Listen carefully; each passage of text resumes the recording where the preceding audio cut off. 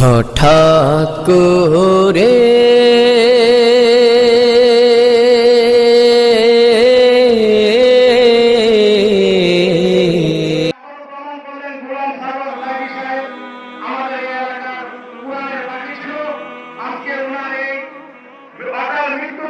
আমরা গভীরভাবে শোকাহত। আমাদের ভাষায় বলার মতো আমাদের এলাকার অভিভাবক বাংলাদেশ সরকারের মাননীয় মন্ত্রী মহোদয় ওনার সুস্থ কত জানাজার পড়েছি নামাজ দিয়েছি কত দফন কত জন আল্লাহ যেন সর্বাধিক জান্নাত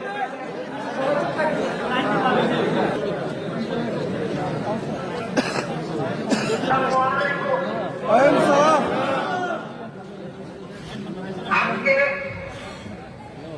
অত্যন্ত দুঃখ এবং ভারাক্রান্ত হৃদয়ে আমি আপনাদের সামনে উপস্থিত হয়েছি। আপনারা জানেন যে আমাদের সারা কসবা কেন সারা বাংলাদেশের একজন অভিভাবক আমার ছোট ভাই সালমান খান কাজ করেছেন।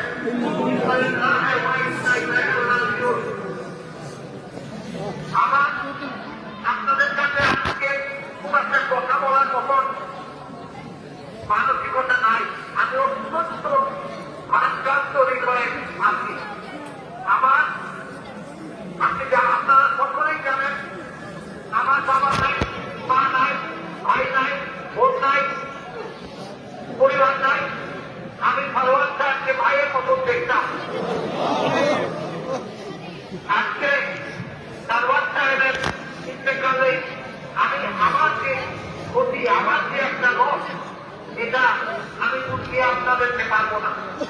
আমি আজকে সালমান সাহেবের বড় ভাই হিসাবে আপনাদের কাছে অনুরোধ করছি, সালমান সাহেবের জন্য আপনারা মন খুলে দোয়া করবেন। সালমান সাহেবের মতো ভালো মানুষ খুব কম পাওয়া যায়।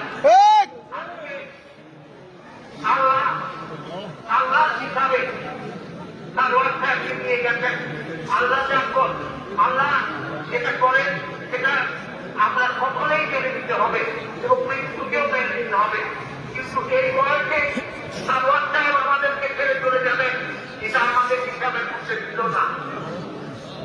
আপনাদের কাছে আমি আবারও অনুরোধ করি, করজোরে বিনতি করি, আপনারা সালমান সাহেবের জন্য দোয়া করবেন। আজকে আমি জানি নামাজ জানাজা পড়াতে হচ্ছে সালমান সাহেবের ছেলে, আর এটাকে কত দুঃখের, এটাকে কত কষ্টের, এটা আমি জানি। আমি আপনাদেরকে বলি এইটুকু সালমান সাহেবের জন্য দোয়া করবেন, সালমান সাহেবের পরিবারের জন্য দোয়া করবেন। আমরা সকলে এই সংশ্লিষ্ট পরিবারের পাশে থাকবো। আমি আপনারা সত্যি আমরা তাদের কাজ করবো ইনশাআল্লাহ। আল্লাহ আল্লাহ যেন সালমান সাহেবকে তার আকর্ষক জান্নাতুল ফেরদাউসে নিয়ে যান। ইনশাআল্লাহ আল্লাহ আমাদের এই দোয়া কবুল করবেন। আমিন। আজকে এই দুঃখের দিনে তার কথা শুনেছেন, সেই জন্য আমি কৃতজ্ঞ। আমারও ফেস করছি, মনটা খুব খারাপ, মনটা খুব খারাপ। আপনাদেরকে আমি বলি মনটা খুব খারাপ। আপনারা দোয়া করবেন, দোয়া করেন। আপনাদের সাথে আমার ইনশাআল্লাহ দেখা হবে। জয় বাংলা। আসসালামু আলাইকুম।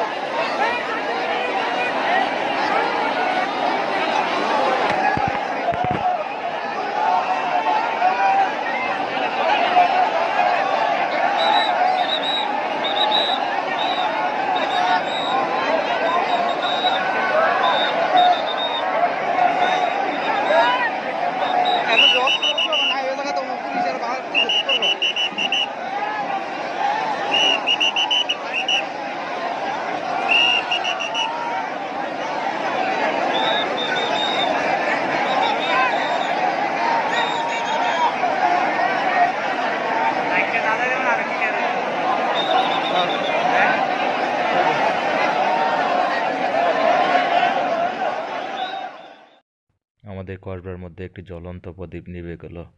আল্লামা গুলাম সরোয়ার সাঈদী পীর সাহেব সারা জীবনের জন্য আমাদের থেকে চলে গেছে।